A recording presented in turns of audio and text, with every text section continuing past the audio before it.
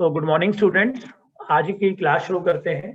Last class में हमने जो चैप्टर शुरू किया हुआ है अभी वो है चैप्टर नंबर 9 जिसका नाम है इंट्रोडक्शन टू हीट ट्रांसफर। और कल हमने किया था what is the heat transfer, what is the application of heat transfer, और then mode of heat transfer में कंडक्शन, कन्वेक्शन और रेडिएशन। और कंडक्शन के लिए जो हमारा फॉर्मूला था, जो हमारा 4 ईयर फॉर्मूला था, Q is equal to minus K A D T upon D x. और कन्वेक्शन के लिए जो हमारा न्यूटन फॉर्मूला था Q is equal to H into A into T S minus T F. और तीसरा हमारा था रेडिएशन, हमने कल शुरू ही किया था। सो रेडिएशन क्या है बेसिकली, मैंने कल बताया भी था आपको कि जब हीट जब ट्रांसफर होता है बिना किसी उसके मीडियम के, तो उस हीट ट्रांसफर को हम लोग क्या बोलते हैं, रेडिएशन बोलते हैं हम लोग उसको। सो जैसे कि सन से लाइट आ रही है, that is an example of the radiation. आपको एक एग्जांपल देता हूं मैं। आपके रूम में बल्ब लगाओ से 100 वाट का, आपको उसकी ना हीट फील होती है। वो हीट क्यों फील होती है? बिकॉज जो उसकी लाइट है वो इलेक्ट्रोमैग्नेटिक वेव्स की फॉर्म में आपकी बॉडी के ऊपर स्ट्राइक करती है। तो इस तरह का जो हीट ट्रांसफर है उसको क्या बोलते हैं हम लोग? रेडिएशन बोलते हैं। सो कन्वेक्शन में और कंडक्शन में तो कोई ना कोई मीडियम होना जरूरी है, बट रेडिएशन के लिए कन्वेक्शन में और कंडक्शन में तो मीडियम जरूरी है, बट रेडिएशन में कोई भी मीडियम होना जरूरी नहीं है। ओके। और स्टीफन बोल्ट्जमैन एक साइंटिस्ट थे जिन्होंने एक लॉ दिया था। उसके अकॉर्डिंगली जो हमारा रेडिएशन में जो हीट हम एमिट करते हैं या हीट ट्रांसफर होती है, सो जो उसका फॉर्मूला है वो है Q is directly proportional to T की पावर 4। पहले तो लॉ क्या कहता है? Boltzmann gave the basic law of radiation, which state that heat emitted by radiation by an ideal black body is proportional to the fourth law of the absolute temperature of the body. इसका क्या मतलब हुआ कि जो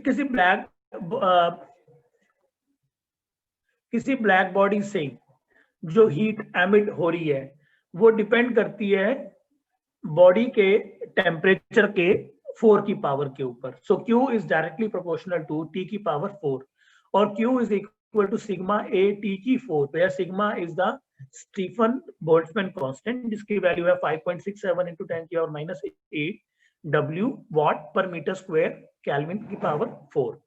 और Q heat emitted by black body, A is the radiating area of the black body, T is the absolute temperature और sigma is the Stephen Boltzmann constant. So ये जो डायग्राम है आप देख सकते हैं, इस डायग्राम के अंदर जो हमारा जो ये वाला जो पोर्शन है ये इलेक्ट्रिक हीटर है। इस और इलेक्ट्रिक हीटर में हीट जो है प्रोड्यूस हो रही है और वो हीटर जो है वो हीट ट्रांसफर और रेडिएशन से। अगर आप अभी मैंने आपको बल्ब का एग्जांपल दिया, आप बल्ब के आसपास अगर हाथ रखो तो आपको हीट फील होती है। ऐसे हीटर होता है, हीटर में आप देखते हैं लाइट जलती है और आपको वो हीट फील होती है, तो वो रेडिएशन से जो हीट ट्रांसफर होती है उसको हम लोग वो बिना किसी मीडियम के उसको क्या बोलते हैं हम लोग? रेडिएशन बोलते हैं। आई होप अब आपको आइडिया हो गया होगा कि जो हमारे 3 मीडियम है, कंडक्शन, कन्वेक्शन और रेडिएशन। मैं दोबारा बता रहा हूं आपको। कंडक्शन जहां पर किसी बॉडी के अंदर और एक बॉडी से दूसरी बॉडी के फिजिकल कांटेक्ट में आने की वजह से मेटल्स के अंदर।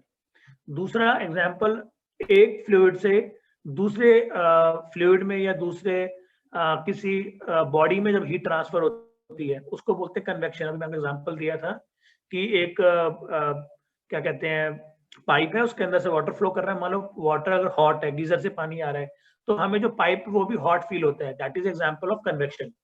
और अगर मानो पानी वो आ रहा है आपके चिलर से और पानी कोल्ड है, तो जो आपको जो वो पाइप है वो आपको फील होगा कोल्ड। तो इसको क्या बोलते हैं? जिस मोड ऑफ हीट ट्रांसफर को बोलते हैं कन्वेक्शन। और तीसरा है हमारा रेडिएशन, जिसमें कोई भी मीडियम की रिक्वायरमेंट नहीं होती, जैसे कि सन से आ रही है हीट या हीटर से आ रही है या फिर हमारे बल्ब से जो हीट आ रही है उसको बोलते हैं हीट ट्रांसफर बाय रेडिएशन। अब हमारा जो नेक्स्ट टॉपिक है वो है steady and unsteady heat transfer.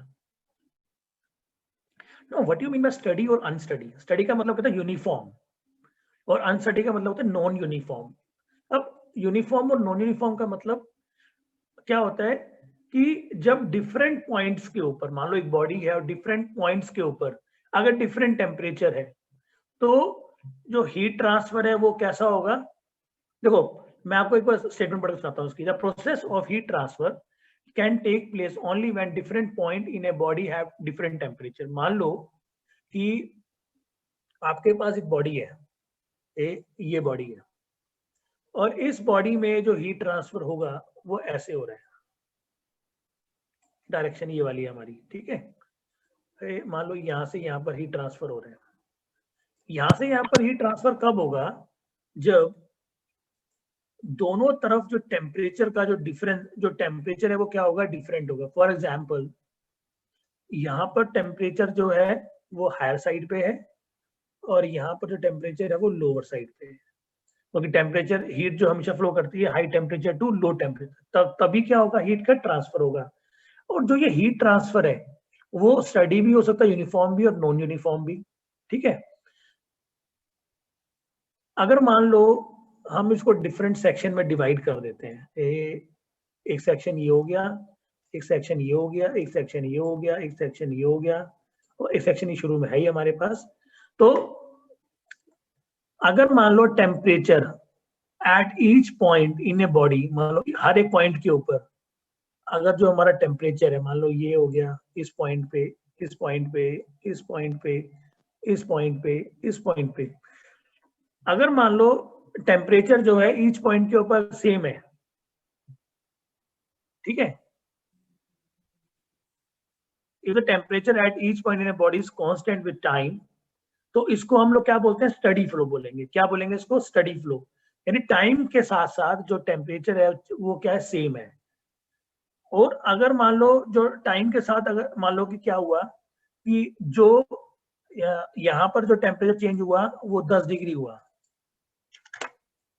इस पॉइंट से इस पॉइंट पे आने पे, इस पॉइंट से इस पॉइंट पे आने पे भी 10 डिग्री चेंज हुआ, इस पॉइंट से इस पॉइंट पे आने पे भी 10 डिग्री चेंज हुआ, तो क्या हो रहा है? यूनिफॉर्म चेंज हो रहा है, ठीक है।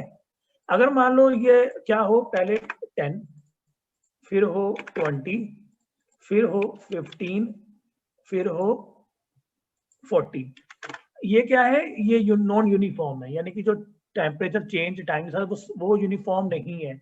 इसको क्या बोलते हैं? Unsteady flow.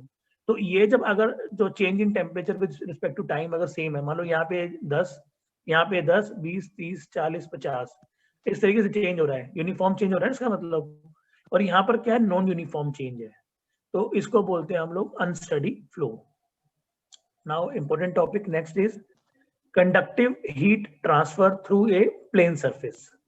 यानी एक प्लेन सरफेस, ये एक प्लेन सरफेस है, उसमें से कैसे हीट ट्रांसफर हो रहा है। मान लो फॉर एग्जांपल आपके पास एक मेटालिक शीट है, मान लो A4 शीट है, और A4 शीट के एक एंड से दूसरे एंड पे हमने हीट ट्रांसफर करनी है, ठीक है। तो कैसे हीट ट्रांसफर होगी, तो ये हमें इससे मालूम पड़ेगा। तो हमने क्या किया? हमने कंसिडर किया एक प्लेन वॉल, ये एक प्लेन वॉल है आपके सामने जिसमें से हीट फ्लो कर रही है।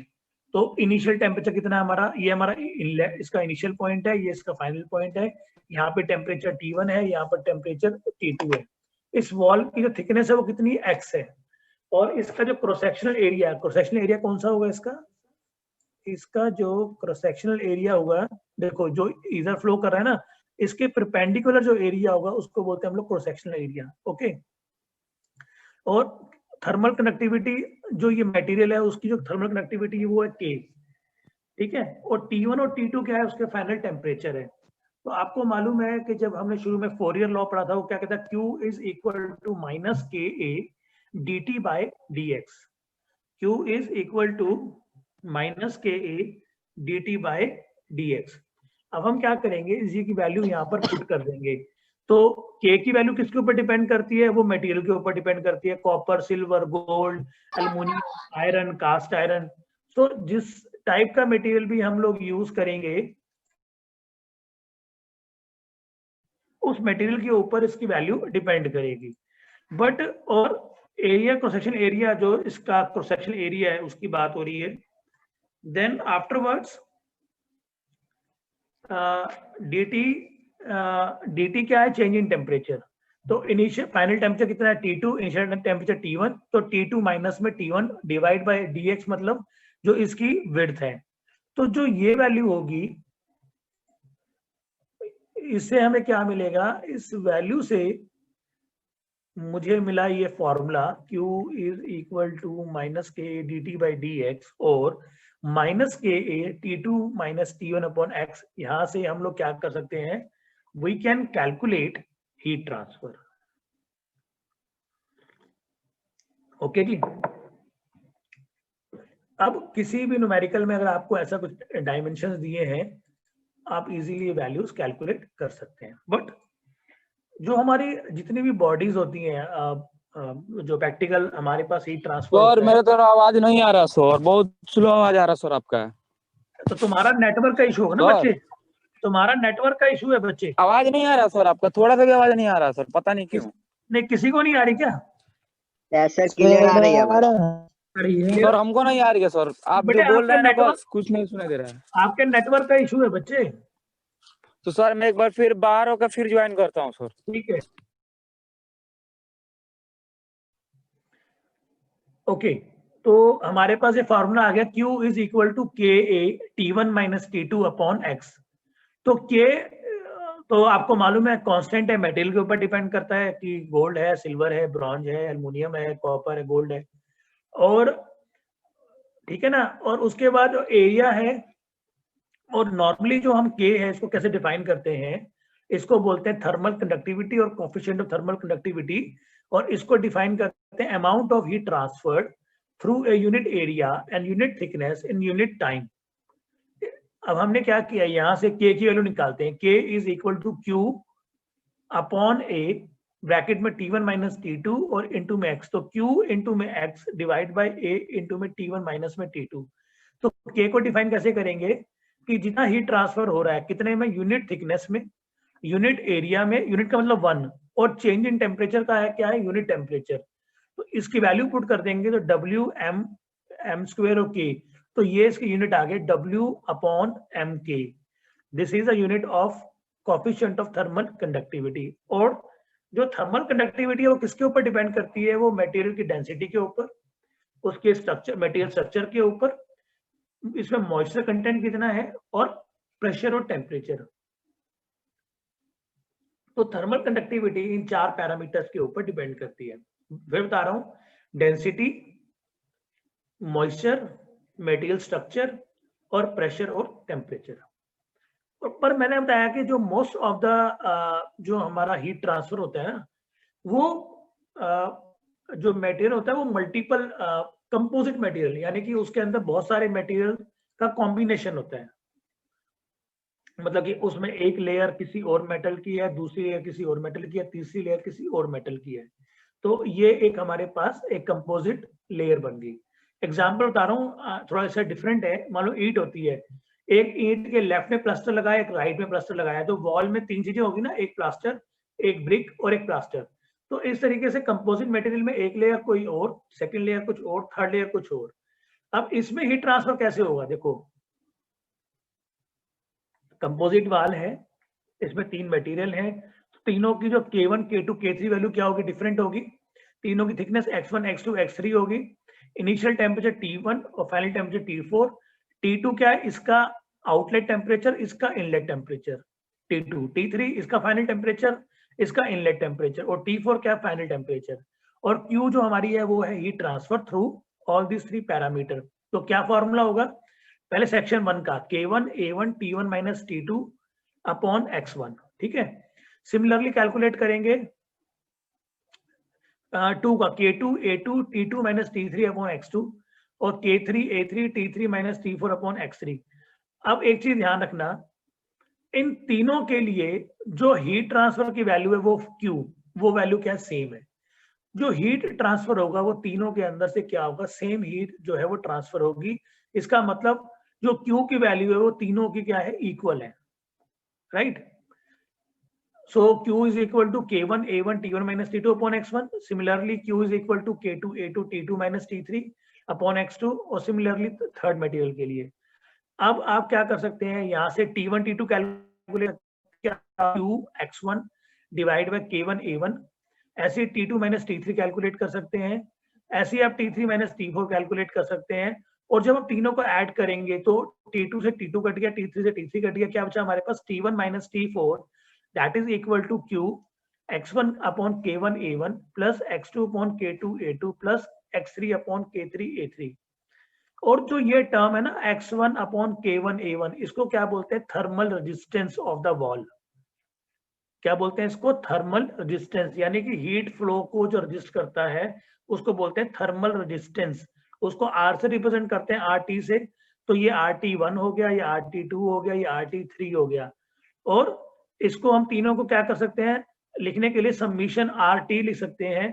तो Q हमारा क्या हो गया, T1 minus T4 divide bye summation of RT। इसका मतलब जो हीट ट्रांसफर है वो किसके ऊपर डिपेंड करता है, वो तीनों मटेरियल का जो थर्मल रेजिस्टेंस पावर है उसके ऊपर डिपेंड करता है। ओके, सो इस तरीके से हम लोग यहाँ पर क्या कैलकुलेट कर सकते हैं, हम Q की वैल्यू कैलकुलेट कर सकते हैं। वन मोर थिंग, हमने क्या किया, देखो अगर क्रॉस सेक्शन एरिया तीनों मेटेरियल का अगर मान लो सेम है, तीनों मेटेरियल का, हम यहाँ से क्या कर सकते हैं, यहाँ से हम A की वैल्यू को बाहर कॉमन ले लें। तो हमारे यहाँ से A की वैल्यू कॉमन ले ली तो क्या हो गया, Q is equal to A T1 minus T4 divide by X1 by K1 plus X2 by K2 plus X3 by K3। ये भी फॉर्मूला है जिसकी हेल्प से हम Q की वैल्यू को कैलकुलेट कर सकते हैं। ओके, सो इस तरीके से कंपोजिट मटेरियल के लिए हम लोग हीट ट्रांसफर कैलकुलेट कर सकते हैं। तो एग्जाम में नॉर्मल न्यूमेरिकल भी आ सकता है, इसकी थ्योरी भी आ सकती है। नेक्स्ट है कंडक्टिव हीट ट्रांसफर थ्रू ए हॉलो सिलेंडर। ये कैसे कैलकुलेट करते हैं, देखो हॉलो सिलेंडर, ये एक हमारा हॉलो सिलेंडर है, ये इसका इंटर डायमीटर है, ये इसका एक्सटर्नल डायमीटर है, और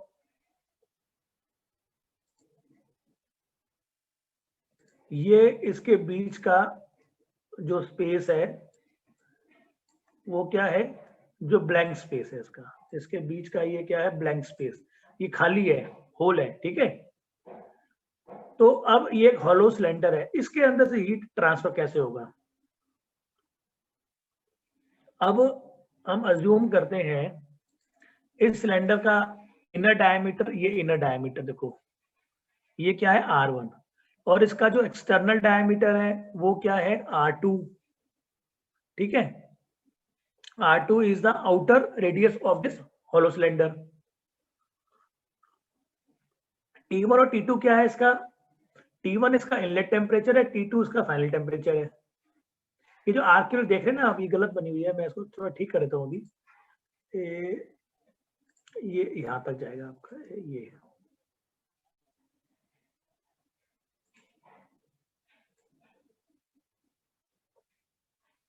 ये this is temperature R2। T1 हमारा क्या है, इनलेट टेम्परेचर, और T2 हमारा क्या है, फाइनल आउटर सरफेस टेम्परेचर। और ये क्या है, आप जानते हैं coefficient of thermal conductivity of the material. अब हीट ट्रांसफर की कैलकुलेशन कैसे करेंगे, देखो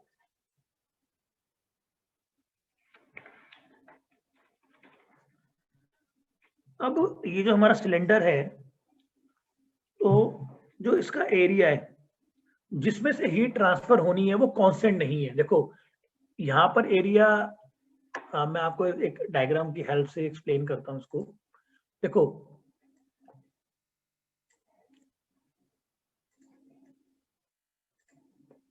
यहाँ पर इसका एरिया डिफरेंट होगा, यहाँ पर इसका एरिया डिफरेंट होगा, यानी जैसे जैसे आप चलते जा रहे हैं वैसे इसका एरिया बढ़ता, को भी यहाँ पर रेडियस R1 है, यहाँ पर एरिया कुछ और होगा, इस पॉइंट के ऊपर देखो, इस पॉइंट के ऊपर एरिया कुछ और होगा, इस पॉइंट पे एरिया कुछ और होगा। तो इसका जो एरिया है वो क्या यूनिफॉर्म नहीं है। जो रेडियस के साथ क्या हो रहा है, इसका एरिया चेंज हो रहा है। तो इसको कैलकुलेट कैसे करें, तो हम क्या करते हैं, इसका फॉर्मूला लिखते हैं। पहले क्या फॉर्मूला था हमारे पास, Q is equal to minus K A D T upon D X. D X क्या था, उसकी थिकनेस, पर यहाँ पर डी एक्स क्या होगा, रेडियस।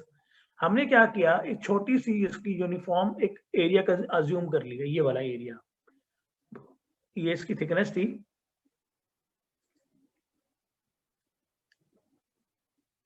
ये थिकनेस है इसकी। हमने इसकी थिकनेस में से क्या किया, छोटी सी स्ट्रिप जो है वो हमने कंसीडर कर लिए, ये छोटी सी स्ट्रिप, इसकी थिकनेस कितनी है, डी आर, इसकी थिकनेस कितनी है, डी आर। तो जो इसका चेंज इन टेम्परेचर कितना होगा, डी टी, क्योंकि यहाँ पे टेम्परेचर टी है, यहाँ पर टी प्लस डी टी है, तो जो चेंज इन टेम्परेचर कितना होगा इसका, डी टी। तो क्या फॉर्मूला बन गया, Q is equal to minus K A D T upon D R. वहां पर क्या था, डी एक्स था, यहाँ पर क्या हो गया, डी आर हो गया। आपको मालूम है सबको कि जो एरिया होता है, एरिया का फॉर्मूला क्या होता है, हाँ जी कौन बताएगा मुझे। अगर मान लो surface area of a unit length of elementary cylinder, क्या होगा इसका एरिया, 2 पाई आर यानी पाई डी इनटू में 1। ये तो क्या है, सरकमफ्रेंस, सरकमफ्रेंस कितना है इसका, पाई डी, और इनटू में इसकी विड्थ, इसकी विड्थ हमने मानी यूनिट यानी 1, तो कितना हो गया 2 पाई आर। तो जो इसका एरिया होगा वो होगा 2 पाई आर। तो Q की वैल्यू कितनी है, Q is equal to minus K 2 pi R D T by D R. अब हम क्या करते हैं, यहां से निकाला हमने D T is equal to minus Q upon 2 pi K. देखो हमने क्या किया, यहाँ पर डी टी की वैल्यू यहाँ पे रखी, बाकी सारी वैल्यू अपोजिट डायरेक्शन में ले गए, तो Q माइनस क्यू, ठीक है, इनटू में डी आर डिवाइड बाय के 2 पाई के, ओके, क्योंकि के वैल्यू नीचे आएगी। अब हम क्या करते हैं, इसको इंटीग्रेट कर देते हैं। हमने क्या किया, इसको बोथ साइड इंटीग्रेट कर दिया, T1 से T2। तो dt का जब इंटीग्रेट करेंगे वो क्या होगा, T2 माइनस T1 और माइनस क्यू 2 पाई के, ये सारी वैल्यू क्या है, कांस्टेंट है, ये तो बाहर आ गई उससे इंटीग्रेशन से। और dr बाई आर, ये हो गया R1 से R2। अगर आप dr बाई आर को जब इंटीग्रेट करते हैं, ये होता है log r। तो log r, R1 से R2, R1 जो है इसकी वो लोअर वैल्यू है, R2 इसकी अपर वैल्यू है, वो वैल्यू हम पुट कर देंगे, तो क्या बनेगा, माइनस क्यू 2 पाई के log e R2 minus log e R1। और log की प्रॉपर्टी होती है कि log m minus log n is equal to log m by n। तो हमने क्या किया, log re R2 by R1, ये वैल्यू यहाँ पर पुट कर दी। तो this is the value of T2 minus T1। यहाँ से हम Q की वैल्यू कैलकुलेट कर सकते हैं। Q की वैल्यू क्या बनेगी, Q की वैल्यू बनेगी माइनस 2 पाई के log e R2 by R1, ये वैल्यू तो जाएगी इसके नीचे, और ऊपर क्या आ गई, देखो 2 पाई के T2 minus T1 divide by ये वाली वैल्यू जाएगी नीचे, log e R2 by R1, और माइनस का साइन था अंदर चला गया, T1 minus T2 log e R2 by R1। तो हमारे पास जो ये फॉर्मूला आ गया, this is a formula of heat transfer in A hollow cylinder. इस फार्मूला से आप लोग किसी भी सिलेंडर के लिए, हॉलो सिलेंडर के लिए हीट ट्रांसफर कैलकुलेट कर सकते हैं। तो इससे पहले जो हमने किया था वो किसके लिए किया था, एक वॉल के लिए किया था, फिर कंपोजिट वॉल के लिए किया, उसके बाद हमने किया हॉलो सिलेंडर के लिए। अब जो हमारा नेक्स्ट है वो है conductive heat transfer through a composite cylinder. जैसे हमने कंपोजिट वॉल के लिए किया था, अब आ गया हमारा कंपोजिट सिलेंडर, यानी कि इसमें दो सिलेंडर हैं, इस सिलेंडर के ऊपर एक दूसरे सिलेंडर की लेयर चढ़ी हुई है, ओके। तो इसका radius inner radius R1, R2 is the radius of inner cylinder और R3 is the radius of outer cylinder. यहाँ पे टेम्परेचर T1, यहाँ पे टेम्परेचर T2, यहाँ पे टेम्परेचर T3, इसका K1 और K2 जिस तरीके से हमने पहले कैलकुलेट किया था वैसे ही करेंगे। क्या थे वैल्यू, Q इज, और Q क्या होगा, सेम रहेगा थ्रू आउट। तो Q is equal to 2 pi K1 पहले के लिए, T1 माइनस T2 यानी फर्स्ट इनर के लिए हमने क्या किया, उसके अंदर इनर वैल्यूज पुट कर दी, 2 pi K1 T1 minus T2 upon log e R2 by R1। ये तो हमने पुट कर दी इनर के लिए। आउटर के लिए करेंगे तो 2 पाई K2, फाइनल वैल्यू कितनी है इसकी, देखो T2 माइनस T3 तो T2 minus T3 divide by log e R3 by R2। इस तरीके से हमने क्या किया, जो हमारा सेकंड सिलेंडर था, आउटर सिलेंडर था, उसके लिए Q की वैल्यू कैलकुलेट करी और दोनों को क्या कर दिया हमने, इक्वेट कर दिया। दोनों को इक्वेट करके क्या करेंगे हम लोग, यहाँ से T1 माइनस T2 जैसे पहले निकाला था, यहाँ से T2 बाई T3 Q की फॉर्म में निकालेंगे, दोनों को ऐड कर देंगे। तो T1 माइनस T3 आ गया Q upon 2 pi log E R2 by R1 upon K1 plus log E R3 by R2 K2। तो Q की वैल्यू पर यूनिट लेंथ कितनी आएगी, ये वैल्यू यहाँ पर ले गए, तो क्या वैल्यू बनेगी, 2 pi into T1 minus T3 divide में log E R2 by R1 upon K1 plus log E R3 by R2 upon K2। इस फॉर्मूला से आप लोग कंपोजिट सिलेंडर के लिए वैल्यूज कैलकुलेट कर सकते हैं। आई होप बच्चों आपको समझ में आ गया होगा, ठीक है। तो इस तरीके से आप लोग क्या कर सकते हैं, ये सारी वैल्यूज को कैलकुलेट कर सकते हैं। तो अब तक हमने कवर किया फॉर वॉल